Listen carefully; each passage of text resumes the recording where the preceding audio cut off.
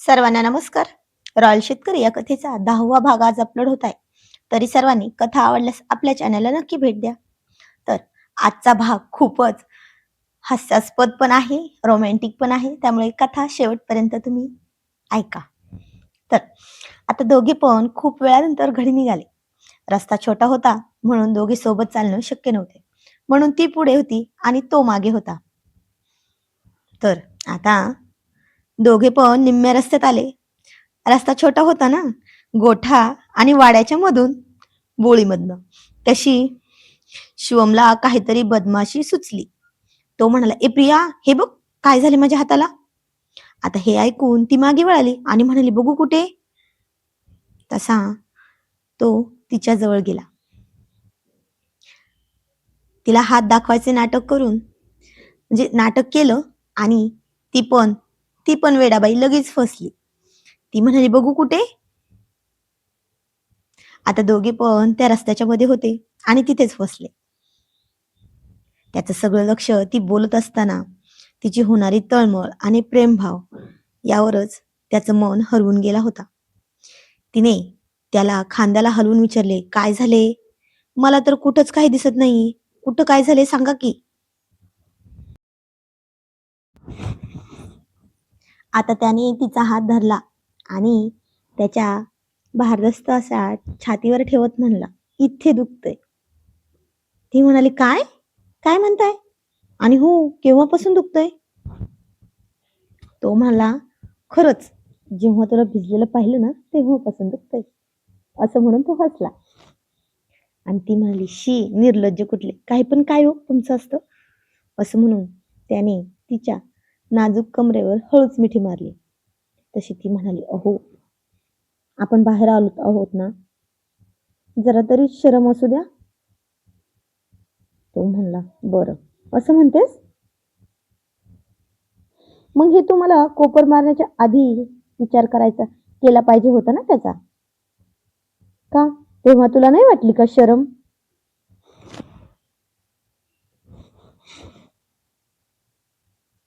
ती म्हणाली, "अहो, मी तर असंच." तसं ती खूप गोंधळून बोलत होती, कारण त्याने आता त्याच्या मिठीची आणखीनच घट्ट पकड केली होती तिच्या भोवती. तशी तिच्या काळजाची धडधड खूप वाढली होती. आता ती काहीच म्हणेना. तो मात्र तिची ही झालेली अवस्था पाहून मनातच हसत होता आणि म्हणाला, "इतकीच जर भीती वाटत होती तर आधी नीट वागायचं ना." ती म्हणाली, "प्लीज आता सोडा ना." तो म्हणाला, "अजिबात नाही." ती म्हणाली, "प्लीज सोडा ना, कुणी बघितलं तर काय विचार करतील सगळे."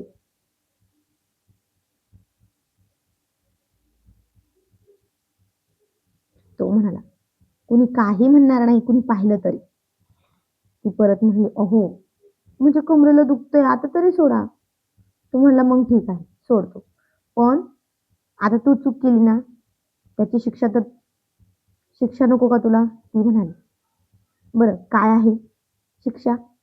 तो म्हणला, "आज रात्री तू मला आपल्या परसबागेत भेटायला येशील का?" ती म्हणाली, "नाही, जमणार नाही." तो म्हणाला, "मग साडी घाल संध्याकाळी. बोल, काय करशील?" ती म्हणाली, "पहिली अट नाही, पण दुसरी." "ठीक आहे, जमू शकतं. चला आता घरी." ती म्हणाली, "पण आता तरी सोडा ना हो."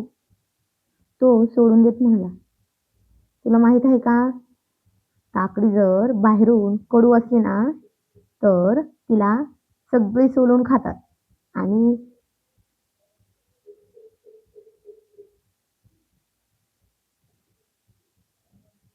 ती म्हणाली, "मी मात्र कारलं कसं पण केलं ना, तरी त्याच्याकडं पाहत सुद्धा नाही आणि त्याला तोंड पण लावत नाही." तो म्हणाला, "असं? मग रात्री कुणी गं त्याच कारल्याच्या गालावर किस केला होता? आणि सकाळी पण?" ती म्हणाली, "काय करू, मजबुरी होती ना." तो म्हणाला, "मजबुरी होती? पण छान वाटलं ना तुला?" ती म्हणली, "शी, अजिबात नाही. सगळं तोंड कडू झालं माझं." एकदम कडू, ते पण खूप खूप कडू. मी तर 2-3 चमचे साखर खाल्ली त्यामुळे. तो म्हणला, "खरंच?" ती म्हणाली, "अहो खरंच." "आता सोडा बरं. चला आता घरी." त्याने आता थोडंसं नाराज होऊन तिला सोडलं आणि तो पुढे आला.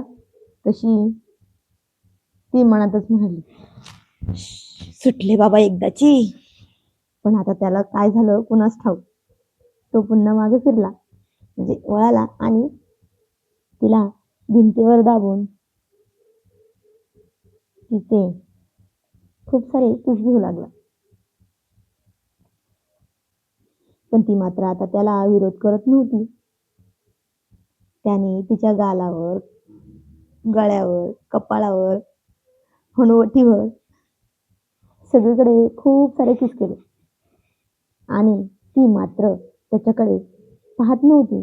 डोळे मिटून घेतले होते तिने आणि तशीच उभी होती.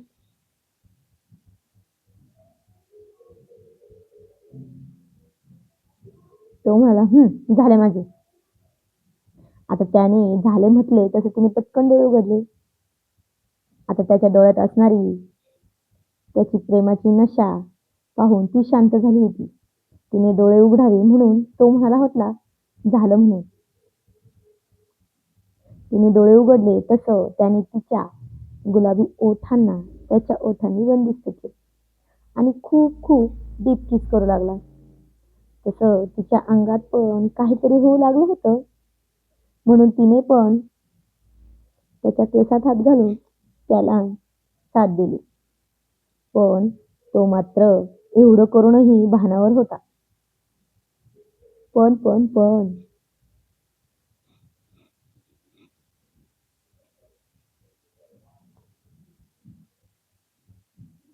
पण तिच्यावर त्याच्या स्पर्शाची जादू केव्हा झाली आणि तिला हेच कळले नाही. आता तो शांत उभा होता भिंतीला टेकून आणि तीच त्याला डीप किस करत होती. आता त्याने तिला हळूच लांब केले आणि म्हणाला, "जा आता. सगळी साखरेची गोणी भरून साखर खा. आणि हो, आता तू जोपर्यंत म्हणत नाही ना, मला कारले आवडते तोपर्यंत दूरच राहील मी." आता ती स्वतःच्या डोक्यावर एक टपली मारून घेत म्हणाली, "हे काय झाले होते मला?" आता दोघे पण घरी आले. तसं आईसाहेब म्हणाल्या, "प्रिया, अगं तुझे केस ओले कसे झाले?" तशी आता ती काही बोलणार इतक्यात शिव म्हणाला, "आईसाहेब, ते माझ्याकडून पाणी चुकून उडाले हो." तसा तो तिच्याकडे पाहत म्हणाला आणि तसे त्याचे सगळे मित्र म्हणाले, "हो हो आईसाहेब, आम्ही पण होतो ना तिथे. ते काय झाले ना, वहिनींच्या केसात चिखल लागला होता, उडाला होता, म्हणून शिवमने ते स्वच्छ केले. त्यामुळेच ते ओले झाले असतील कदाचित." तशा आईसाहेब म्हणाल्या, "अगं प्रिया, केस ओले झाले होते तर लगेच घरी यायचं ना. बघ आता, लग्न 4 दिवसांवर आले. सर्दी, खोकला, ताप आला तर काय होईल बाळा? आणि तुला गावचं हवामान अजून मानवलेलं नाही. जा पटकन केस सुकव आणि कपडे पण बदल, ते ओले दिसतायत. मी काढा पाठवते तुझ्यासाठी." तो मात्र तिच्याकडे खट्याळ नजरेने पाहतच होता आणि त्याने त्याच्या ओठांवर अंगठा फिरवून तिला डोळा मारला आणि एक किलर स्माईल दिली. पण ती मात्र खूप चिडून पाहत होती आणि आता इकडं हे सगळं मित्रांनी पाहिलं. तसा चैतन्य म्हणाला, "ए अतुल दादा, उचला रे ह्या दादाला. चला रूम मध्ये घेऊन." जसे सगळे आले आणि त्याला कुणी इकडून गुदगुल्या करतंय, कोणी तिकडून गुदगुल्या करतंय आणि म्हणाले, "तू काय केले रे? वहिनी तुला खूप चिडून पाहत होत्या." तसा तो बेडून उठला. जरासा झटकून देत म्हणाला, "काहीच नाही. ती मला कारले बोलते ना, ते पण एकदम कडू." आणि आवडत पण नाही म्हणते. मग अतुल म्हणाला, मग काय केलं रे तू? त्याचे मित्र पण तसेच म्हणाले. तसा तो आरशासमोर उभी राहून स्वतःच्या ओठांवर बोट फिरून म्हणाला, मग ना त्या कारल्याची चव कशी असते ना ते दाखवून दिले. आज काय बरोबर केलं ना मी? पण आता अतुल म्हणाला, ते बरोबर आहे, पण त्या शहरातील आहेत आणि खूपच नाजूक आहेत, लाजऱ्या पण आहेत. तू त्यांना काहीतरी रपटप करशील आणि जे मिळणार आहे ना ते पण मिळणार नाही तुला, कळलं का? आता हे अतुल बोलत नव्हता बरं, त्याचा अनुभव बोलत होता आणि तोच अनुभव तो शिवमला समजावून सांगत होता. मग शिवम म्हणाला, हो तुझं बोलणं बरोबर आहे, मी यापुढे लक्षात ठेवेन.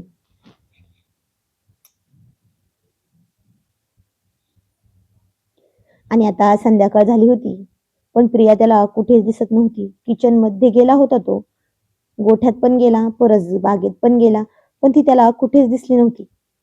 मग त्याने कुणालला विचारले, काय रे कुणाल, तुझी ताई दिसली नाही दुपारपासून? तसा कुणाल म्हणाला, अहो दाजी, ताई झोपली आहे. मी विचारले तर मला म्हणाली असंच झोपते म्हणून, खूप कंटाळा आलाय म्हणाली. पण मी बघायला गेलं तर मला ओरडून म्हणाली, तुला एकदा सांगितलेलं कळत नाही का, म्हणून मी आलो. तसा शिवम विचार करतच तिच्या रूम मध्ये गेला, तर ती पांघरून घेऊन झोपली होती आणि पंखा सुद्धा बंद करून होता रूम मधला. तो म्हणला, एवढं गरम होतंय आणि हिने तर पंखा बंद करून केला आहे. असं म्हणून त्याने तिच्यावर एक नजर टाकली, तर तिचा पांघरुणाच्या बाहेर थोडासा पाय, जो गोरा पण पाय दिसत होता ना, त्याकडे गेला आणि तो हळूच आवाज न करता तिच्या त्या पायापाशी गेला आणि उलटा हात लावून चेक केलं. तर त्याला जाणवलं की तिला खूप ताप आला आहे म्हणून. सकाळी भिजली होती ना त्यामुळं. आणि त्याने सगळ्यांना गोळा केले. त्याने तिला लगेच उठवले आणि म्हणला, प्रिया चल आपण दवाखान्यात जाऊन येऊ. त्याने आई साहेबांना, आबासाहेबांना बोलवले. कुणाल तर पळतच आला आणि म्हणाला, म्हणूनच ताई तू मला म्हणालीस ना कंटाळा आलाय म्हणून, मग मला सांगायचंच ना. पण आता ताई कसे होईल ग तुझे? बरे, तुला तर गोळ्या औषध घेतले की रिॲक्शन येतं ना.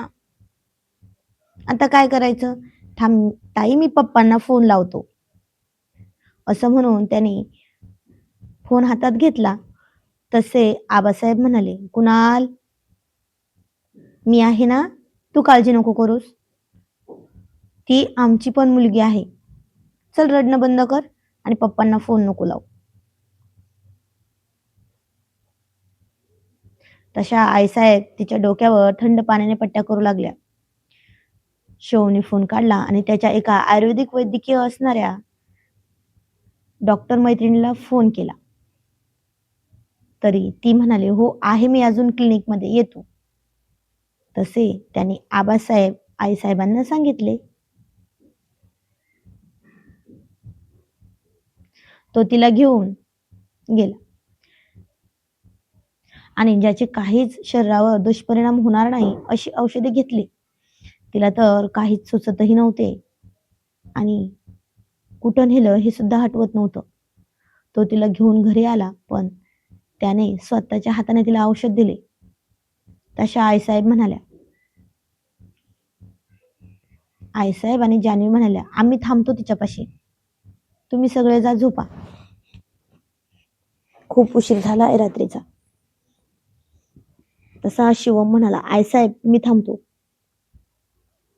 आणि आईसाहेब पुढे काही म्हणणार तेवढ्यात आबासाहेब म्हणाले, पाटलीनबाई, ते कर्तव्य आहे त्यांचं, आज नाही तर उद्या ते त्यांना पार पाडावंच लागेल ना, थांबू देत त्यांना. सगळे बाहेर आले, पण आईसाहेब मागे थांबून म्हणाल्या, राजे, काही लागले तर आवाज द्या. अहो, शहरातल्या आहेत त्या, खूपच नाजूक आहेत, काही सोसवतही नाही आणि खूपच सोज्वळ स्वभाव आहे. आपल्या माणसांना कसं आपलं करून घ्यायचं त्यांनी एका महिन्यातच शिकला आहे हो. आतापर्यंत एकाचाही मान त्यांनी मोडला नाही आणि आपल्या घराण्याची होणारी शान आहेत त्या. तुम्ही तिची व्यवस्थित काळजी घ्या, मी जाते. तसा तो म्हणाला, आईसाहेब, जसे आबासाहेब तुमच्यासाठी काय पण करू शकतात ना, तसे मला जमेल की नाही माहिती नाही, पण मी नक्की प्रयत्न करेन.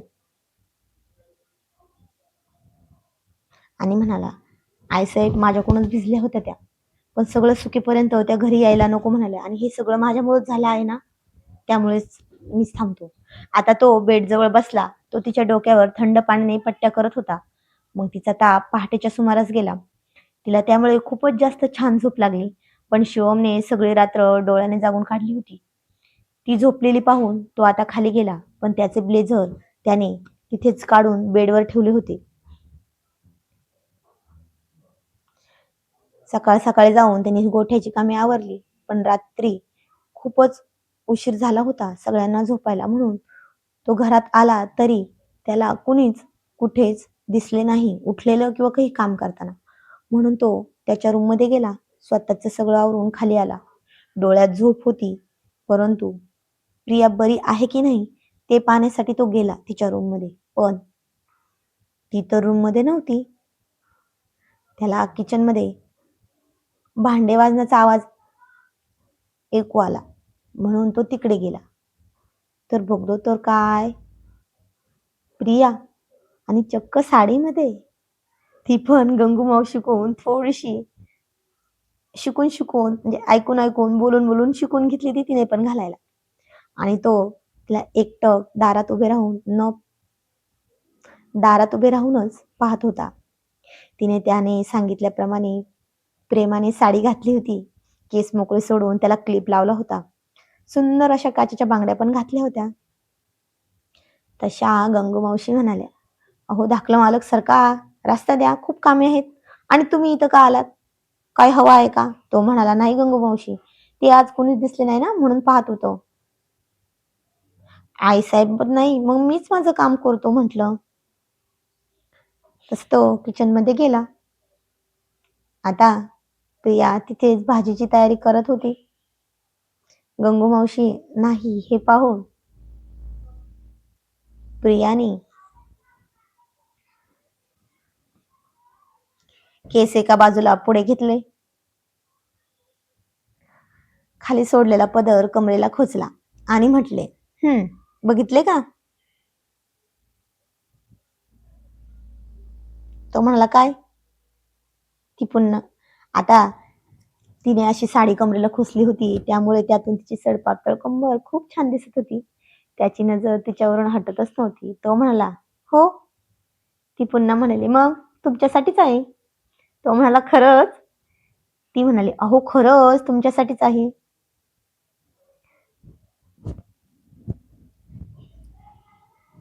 ती पुन्हा म्हणाली, कसे आहे? आता तो ओठ दाबत आणि ओठ चावत म्हणला, खूपच हॉट. ती म्हणाली, मग उचला ना. तो म्हणाला, नक्की उचलू? ती म्हणाली, अहो आता विचारताय का? तुमच्यासाठीच आहे ना, उचला. तर जाणून घेऊया पुढील कहाणी, पुढील भागामध्ये काय होईल. शिवम तिला उचलेल की दुसरंच काहीतरी. धन्यवाद.